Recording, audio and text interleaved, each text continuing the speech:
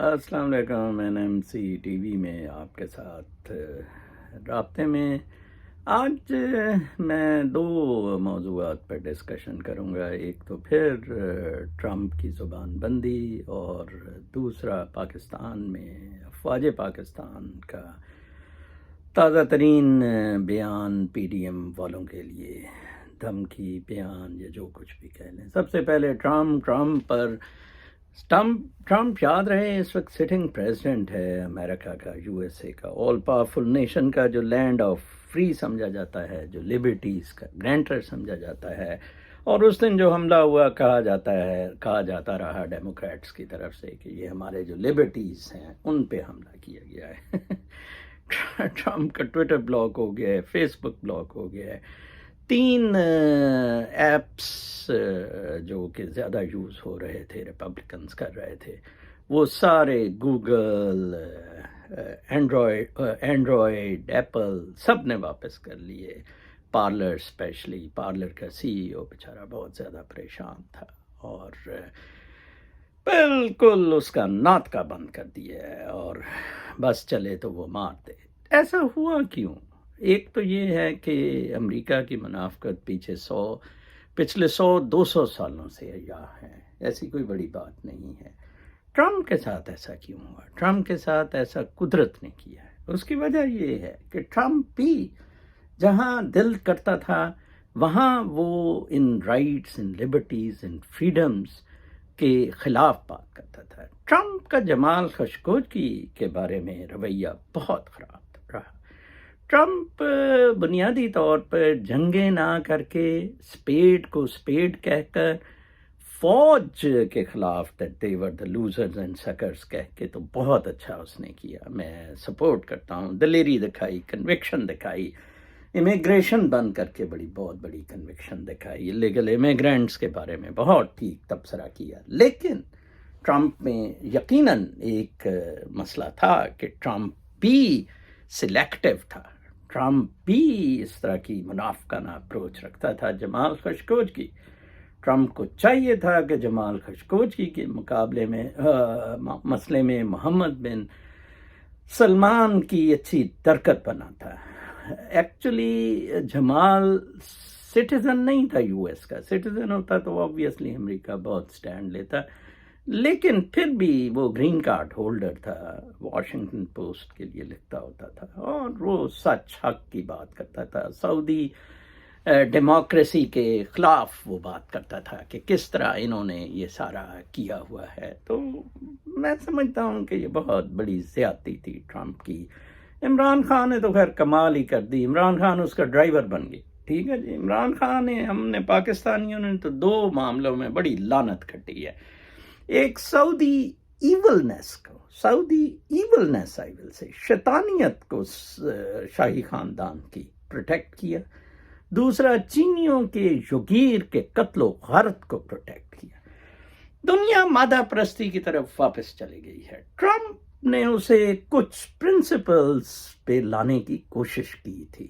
اب ایپل بہت خوش ہے، چین سے دوبارہ تعلقات استوار ہو رہے ہیں، پیسہ کھیلا جائے گا. NGOز پھر کمال کے کام کریں گی. وہ کل میں نے قوت NGO کی بات کی تو بڑے سارے لوگوں نے میرے سے رابطہ کیا، آپ کے پاس کوئی ثبوت ہیں؟ مجھے بڑی ہنسی آتی ہے کہ میں نے ٹویٹر پہ آج سے ٹھیک مہینہ پہلے امجد ثاقب کو چیلنج کیا کہ آپ بتائیں کہ آپ نے 80 ارب روپیہ پنجاب حکومت سے 2016 میں کانٹریکٹ میں لیا. آپ کو آؤٹ سورس کیا گیا پنجاب اسمال انڈسٹریز کا کام.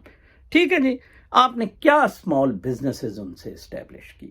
1 2 آپ نے 80 کروڑ اس کی سالانہ وہ سرچارج فی دینی تھی. ٹھیک ہے نا جی، وہ بھی آپ نے ایک آنا نہیں دی.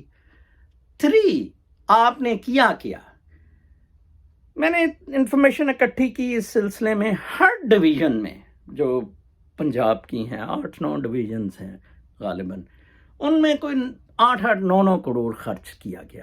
کیسے خرچ کیا گیا؟ اسمال ٹریڈز کا نہیں کیا گیا، نہ، وہ ادھار دیا گیا 20 سے 40 ہزار چھوٹے بزنسز کے لیے، جس سے لوگوں نے اپنی بیٹیوں کے جہیز بنائے، انہوں نے فریج لیے، ٹیلی ویژن لیے، موبائل فونز لیے، اور کچھ لوگوں نے اپنے قرضے اتارے، ٹھیک ہے نا جی.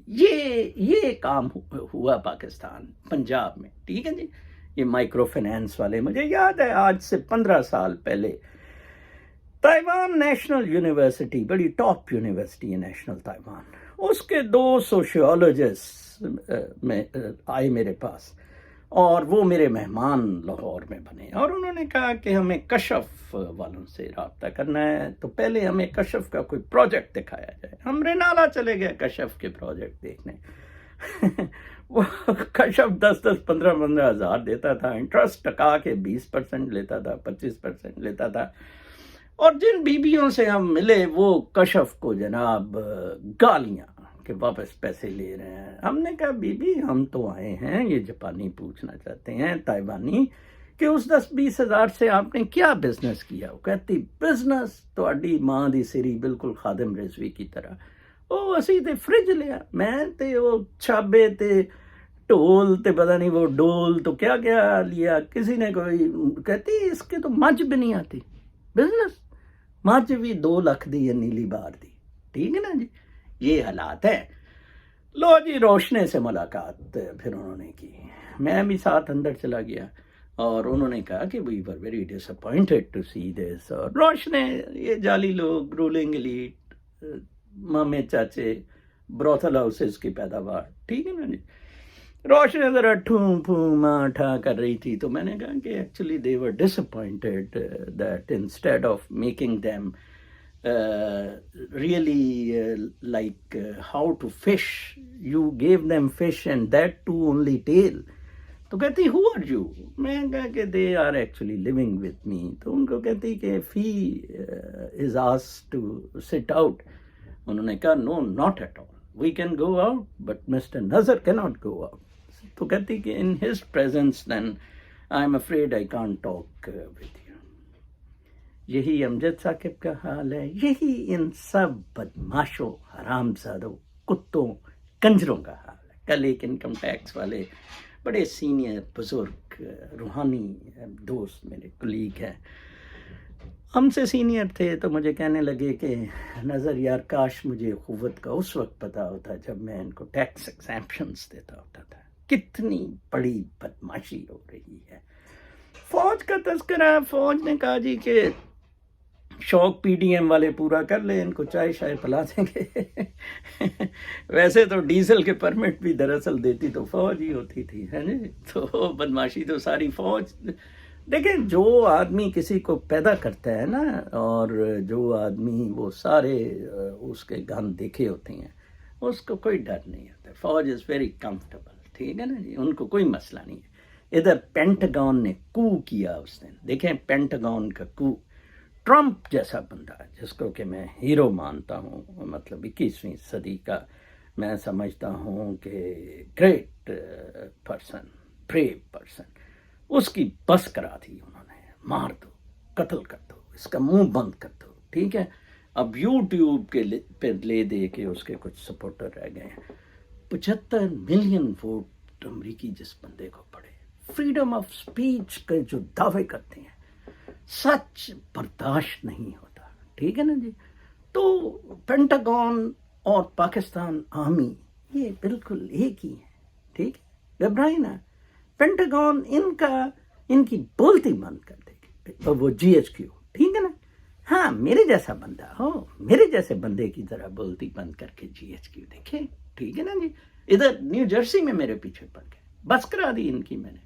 پاکستان میں بھی انشاءاللہ مجھے موقع ملے گا آنے کا. ایسی بات نہیں ہے. فراڈ، منافقت، چور بازاری، دھوکے دہی، کچھ نہیں اس سے ملتا ہے، ٹھیک ہے.